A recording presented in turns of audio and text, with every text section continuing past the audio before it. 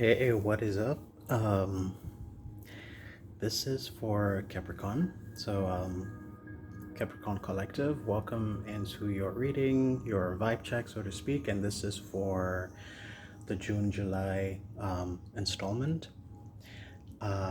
If you've got other placements, also make sure to check the other videos that I've posted for the other signs if you're interested in watching for, let's say, your rising or your moon placements. That's of course only if you're interested. There's no obligation. You could also just watch this for your sun placement.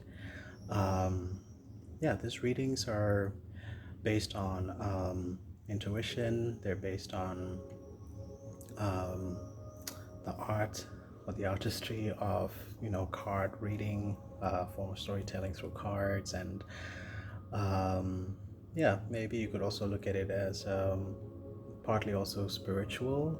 um, you can apply or relate to it however uh, it makes sense for you, or however you feel kind of called to. So yeah, I typically use this astrology deck as well as the tarot deck over here, and as well as just honing into my intuition and sort of what my guide also shares with me for you guys. Sometimes also it could come across as maybe your guides as well. But yeah, enough of that. Let's just dive right in. So this is for Capricorn, and as I was saying, Capricorn Sun, but you can watch for your other placements as well.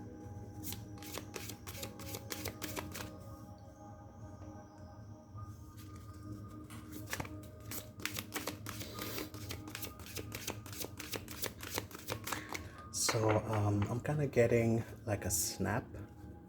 So, like I feel like maybe something kind of snapping into place, or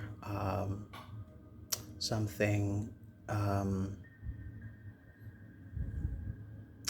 maybe also could be like a switch, or turning something around, reevaluating, a reset, also like a reset, resetting, restarts, reassessment, reanalyzing something as well. But some kind of like a switch, or like a snap, or like someone maybe snaps a finger and maybe something happens, or something like that, is being brought in.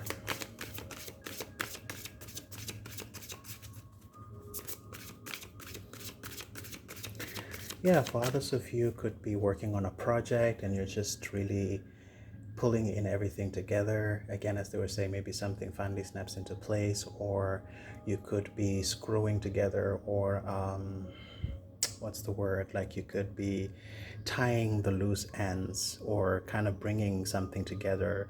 Let's say you could have been working on a project and you have had so many different things pulling at you, and you sort of kind of pulling in the reins and just kind of pulling everything together to make the whole thing complete.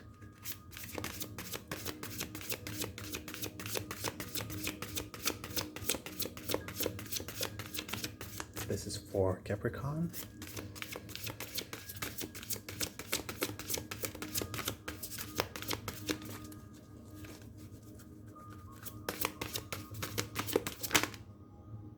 All right. So I have the Scorpio moon over here.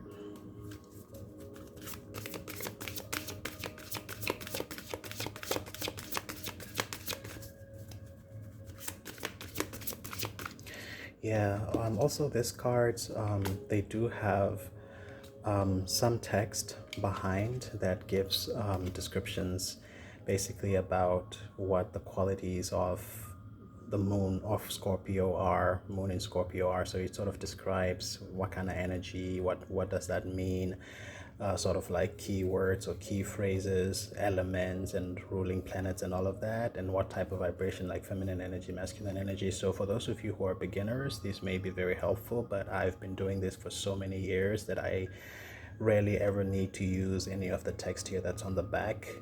So if you're wondering like what was on the back when the card flipped over, this is what it is.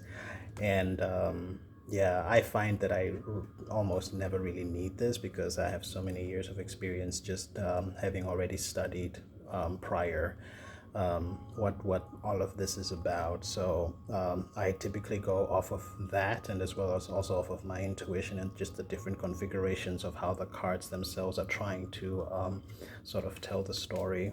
But just so you know, for those of you who may maybe want to pick up this deck and you're interested in working with them. But anyway, so we've got the moon card is coming out here. The moon obviously typically represents our emotions. It represents our feelings. Also, the moon can represent things that are hidden, things that are sort of in the dark, things in the nighttime. You could also take it one more step and sort of also maybe look at this in terms of like the moon phases of the different moons. I think at the time of this recording, we probably have the full moon.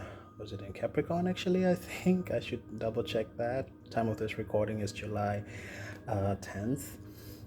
So I think we just maybe going through the full moon in Capricorn, I think if I remember that. And also that particular full moon that is ongoing now is also the something about like karma and dharma and sort of like settling those things. So maybe that's also what this is about hitting the reset or kind of tying things loose ends to, tying things out and sort of working through all of that. So I feel that they are bringing this out for like a very specific reason, and that is to maybe acknowledge the fact that maybe these are things that you are kind of maybe dealing with a lot of things behind the scene, right? Because the moon vibration is always something that is kind of like hidden away from other people, right? So these are things that maybe you could be that processes. Basically, let's just look at them as psychological processes or processes that you have and that you're dealing with currently, right? And it is vibrating in the sign of Scorpio. So what that means for you is that these are things that of course concerns other people, because Scorpio is also represented by the 8th house, and that is the house of other people's money, other people's finances, other people's resources. So you could be doing a lot of projects that also involves other people, and you may be trying to at this point in time you're finding this reading, you may be just trying to find how you're tying different things together and sort of bringing different things together, maybe to complete something that you've been working on. Yeah. I think also that this encourages you to listen to your emotions, listen to your intuition, to trust your intuition. If you are a prayerful person, this also maybe could be a time for you maybe to pray more, or to maybe if you've been praying, like to sort of look out for the signs, your answered prayers, or if God is trying to get you to see the answers through maybe this reading or through other ways, that you may find through your day-to-day activities.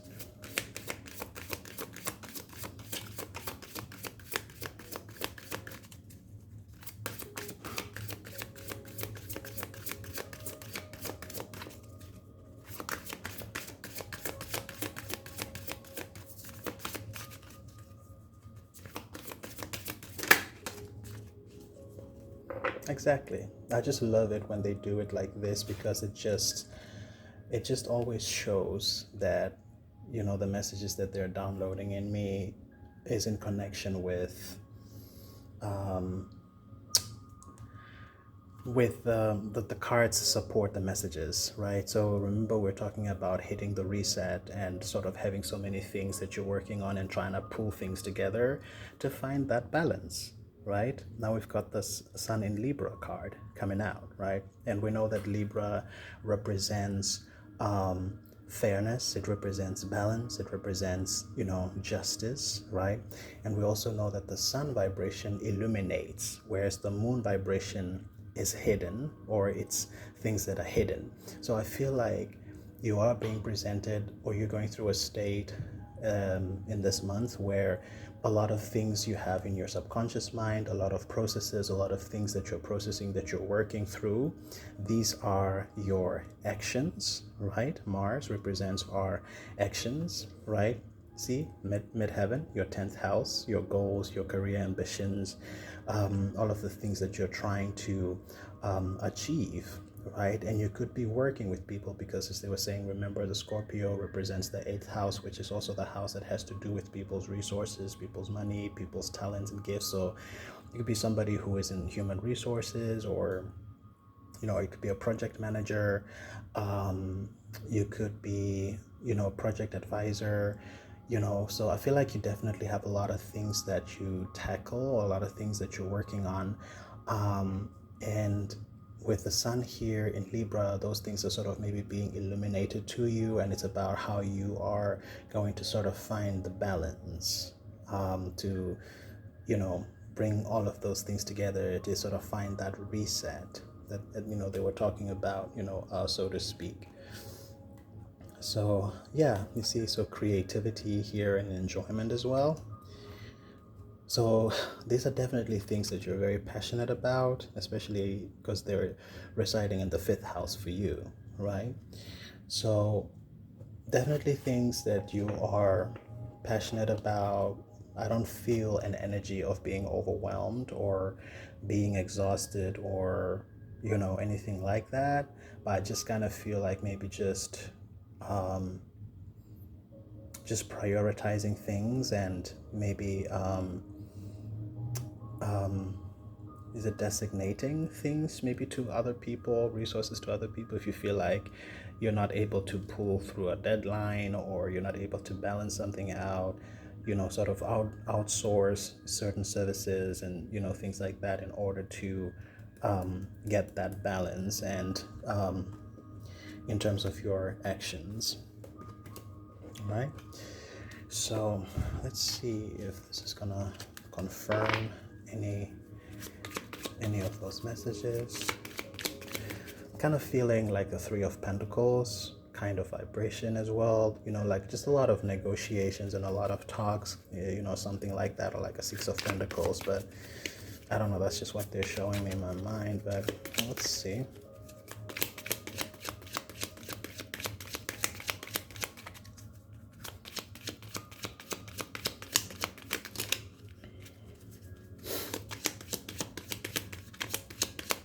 Okay, they're asking me to keep going.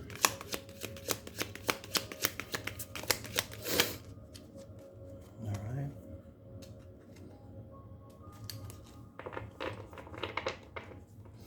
Yeah, so this is quite good as well. I like that.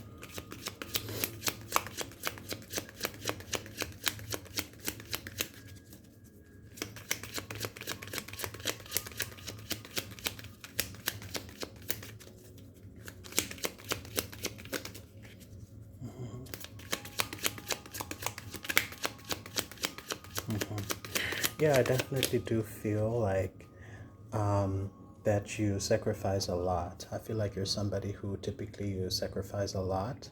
But at the same time, I was going to say also that I feel like you're somebody who you have a very difficult time to